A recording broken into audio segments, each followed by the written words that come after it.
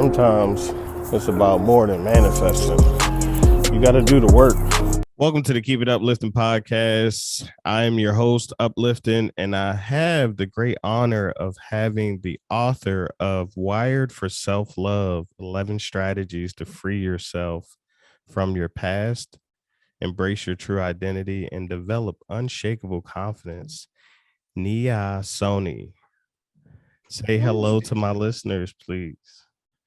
Hello to the listeners of Keep It Uplifting. I'm sure you are doing that with James here. Thank you so much for having me in the house. So I wanted to get straight into the book, but before that, could you give the listeners a little bit of background on yourself? Definitely. Um, so my journey of I've been on this personal development journey by chance, like around 13 and a half years ago. Mm-hmm. So it was not something I had planned for myself, of course, but things in life happen. And when you are come to a point where you cannot continue to be in the same way and live your life in the same way, be the person that you were, you have to change. So for me, motherhood was that. Okay. Okay. And when I became a mother, I had to change the way I was conducting myself. I was repeating what happened in my own childhood. So most of my learnings, most of my lessons are from those.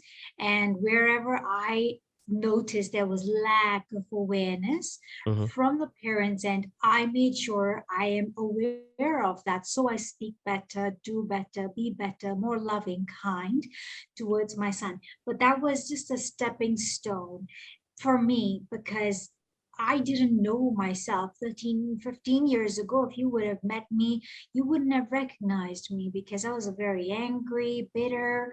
I mean, I would not qualify to be on this podcast. so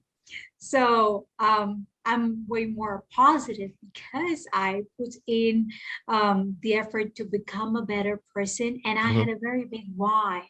Mm-hmm. My big why Mm. was my son, my child. And Okay. then that was a starting point. And then I just got to know myself. I didn't even know myself. I was Okay. something to other people, but no one to myself. So it was a Okay. process of self-discovery as well. All right. So I see that you're also a motivational speaker as well. Like you're not just a writer, you actually speak into live audiences. How did you get into that? Speaking is something that has always inspired me. It was kind of something that I remember as a child, how my first time on stage was. I would say I bombed on stage, but I was too young and not trained at all, of course. Okay. But I was looking up to the children who were able to do that. Mm-hmm. But deep inside, there was this leadership. I did not know it was leadership, Mm-hmm. but it was a lot of owning and being better in that space that I myself did not get enough of. So, and probably that was the aspect that was calling to me. Mm-hmm. And that's when I realized I felt a great need to share my message. So I joined Toastmasters, took a training, and then I also did storytelling Okay. course. And then I told my story in front of a live audience. And I would want your listeners to know that storytelling is transformational. Mm-hmm. If they're wanting to change their lives, get into storytelling, tell your story. It's the most healing thing you can do for yourself. Oh, so you mentioned Toastmasters Uh-huh. and actual training. Would you recommend that for someone who was trying to get into storytelling or what? Um, I was with Toastmasters. It's a very good question, actually, and very valid reason. And a lot of people get into that on that platform because it is a great platform for practice. Uh-huh. But it didn't work out necessarily for me, Okay. because what I was looking for was not just a platform. I was looking specifically for training of the what goes on in the speaker's mind and Got body, you. Got you. which they're not aware of. Correct. And you may fake it off by uh, thinking about it, and people say you can imagine that the audience is naked and people Right. are old and they're just children, Right. but it's surface level, and I was not looking for that.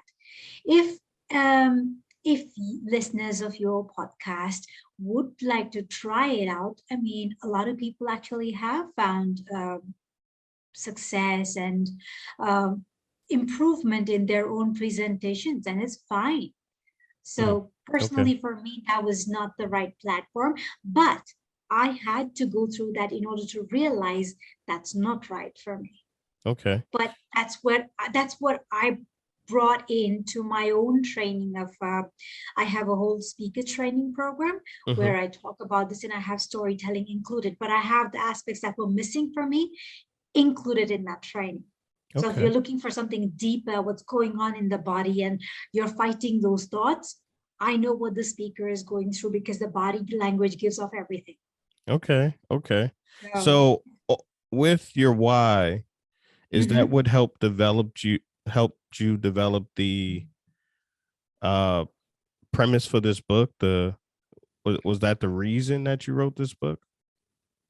No, this Mm. book, that's not the reason I wrote this book. And honestly, I was not even thinking about being an author Mm. um, 10 years earlier.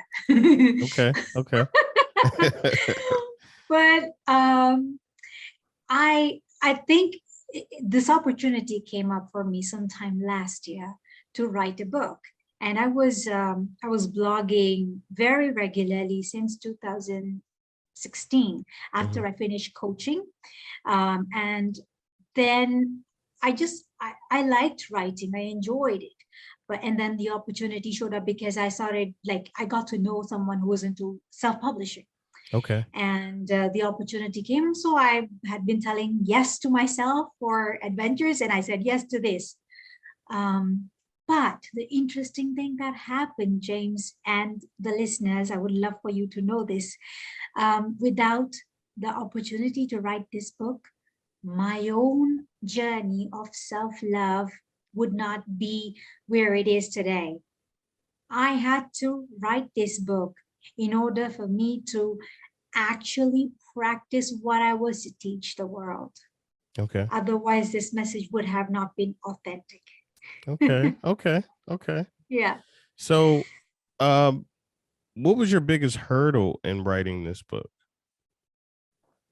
The biggest hurdle I would say was the research, Okay. the research aspect. So before you start to write your book, you have to do a little bit of research. And that's where I was procrastinating because I was meditating. I had done a lot of work on myself, healing, and I was on a self love journey myself, discovering myself, my Right. passions, and exploring them. Right. So I thought I had said yes to myself, and I thought I knew everything I should know. Why should I research anything if I know everything, right? Right. Right. That's where this was my ego, and I was like, oh my god, this was my aha moment. Wow, oh my god, how can I call myself this self-love advocate, this self-love expert, when I am not facing the very things that I must in order for me to write the book?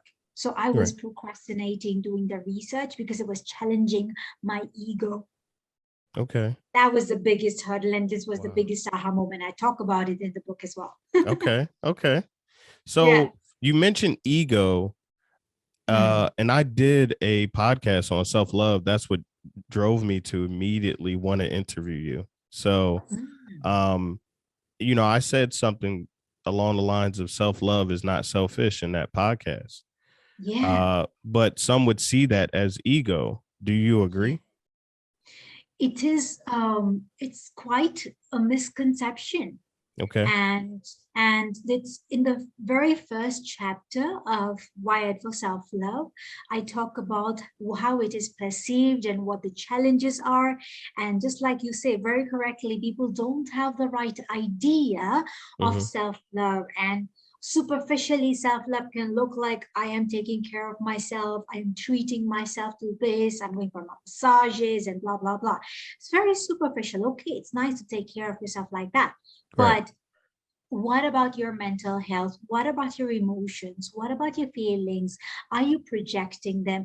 Do you know about the things that are going on inside the body? How aware are you? So Mm, those are the things people do not necessarily, I'm not, there's no education necessarily on this. correct. And so the if I have to, like, make it a context, like when you say self-love is selfish, an example would be if you are on or an if you are on an airplane and the before takeoff you see the emergency instructions that are either shown by the flight attendants or it's on the television going on, and you need to first wear your own mask Right. before you help others. Right. Imagine this. So you're panicking. Let's say this is your real life scenario. You're panicking. Oh my God, how can you help another person if you are in that mode? Mm, mm, So how is that selfish right. if you are first taking care of yourself so that you can then take care of others? Yes. Yes. Yes. I agree. I agree. I just wanted to know how you Yeah, felt about that. But absolutely agree. what about so there was also some pushback on that episode because I have a lot of friends that are into religion and Mhm. growing up a Christian myself, Yeah. self-love is not uh a a a big proponent of religion. Like that's not a powerful not powerful. It's not a good thing as far as self-love. Like if you talk about self-love, they talk about loving God first. So what do you feel about people who I guess would go against what you're saying as far as self-love in the book? In the religious aspect. Okay. Um, I may not be able to do justice in terms of, speaking to Christianity, but Uh-huh. I will try my best to explain how I see uh, the aspect of self-love Hmm. and in terms of religion. Yes. I am I'm born a Hindu, but I do not practice it necessarily. Hmm. But we have this greeting in Hinduism, for example. You may have heard, or if anybody is a yoga practitioner, doesn't matter what religion they come from, we say namaste.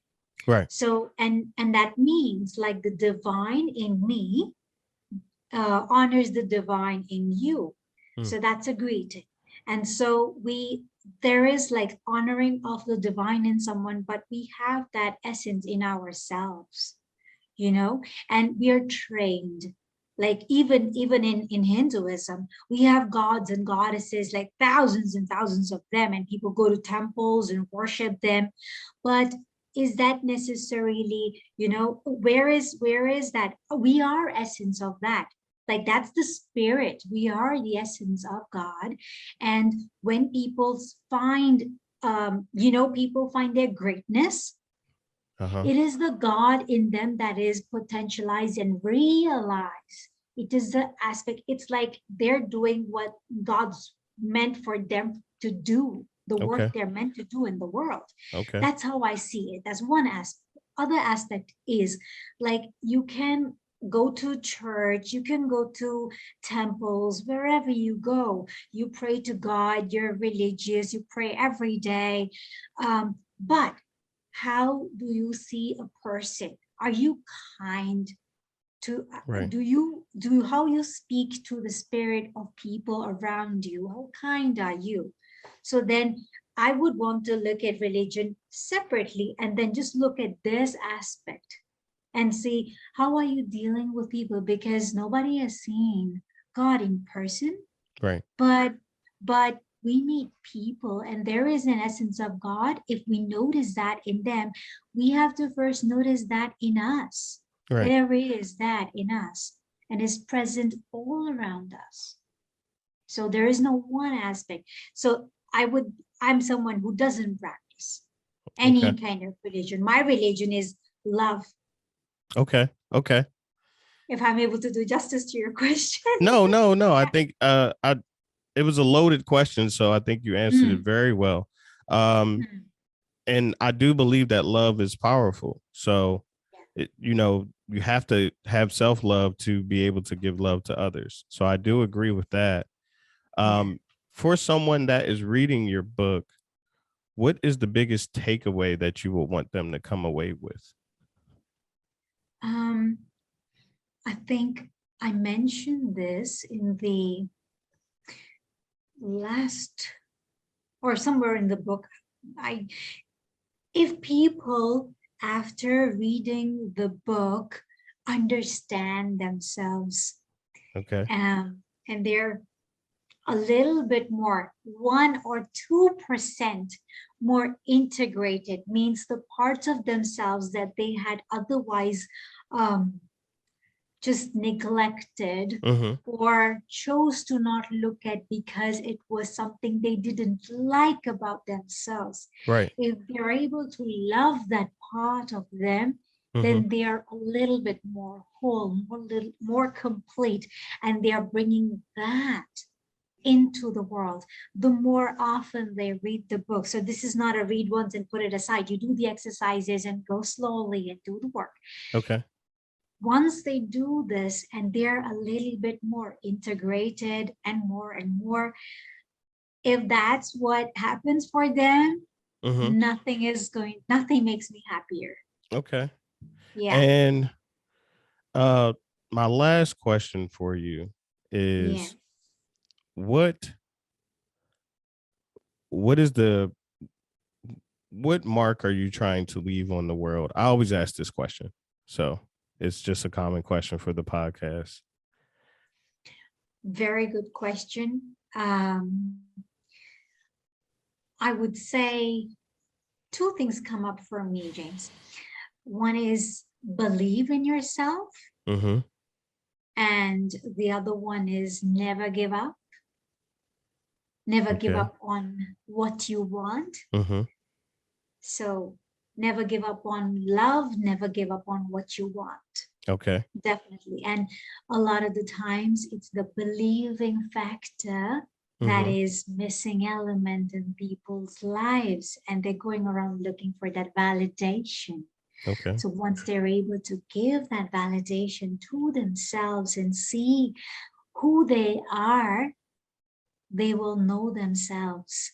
They Okay. can go and watch get all the information on Google and ask Google, what's my purpose and all that stuff. It's going to throw in a lot of information, but it doesn't lead you to wisdom about yourself. And the wisdom about you, nobody can tell you Okay. except yourself. Okay. And the book is available on Amazon. Is it available anywhere else, or that's solely where it's published for now?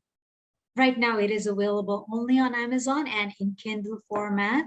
I would like to share this because I made a post on Medium. I'm very present on medium.com, Mm-hmm. and someone suggested I make a clear note on this. People don't know, if they don't have a Kindle device, they can download the Kindle app on their phone Yes. and read it on their mobile phone. Yes. That's how I have the book on my iPhone. I had to download the Kindle app. And it's available for $3.99. So Mhm. it's not an expensive book. It's a easy read. And is there anything else, anything you want to shout out, website or Instagram or anything where people can reach you and get more information from you? Sure, you can visit my website. It's nehasonney.com, and I'm more present on Instagram, but my name is a little bit, I don't say it, it says Neha Sonney Relationship Coach, but the handle is the Self-Love Expert with one E in there. Mm-hmm. So Mm-hmm. it kind of overlaps. And yeah, I'm very present on LinkedIn. So feel free to reach out and just go to my website, go to the contact form, talk to me. Yeah, reach Okay. out. Many people don't have that space Yeah. like share, so I'd be happy to talk. Thank you Well, so much. well, thank you again, Nia, for joining the show. Thank you for watching. Please be sure to subscribe to the channel and hit the notification bell so you never miss a video. Keep it uplifting.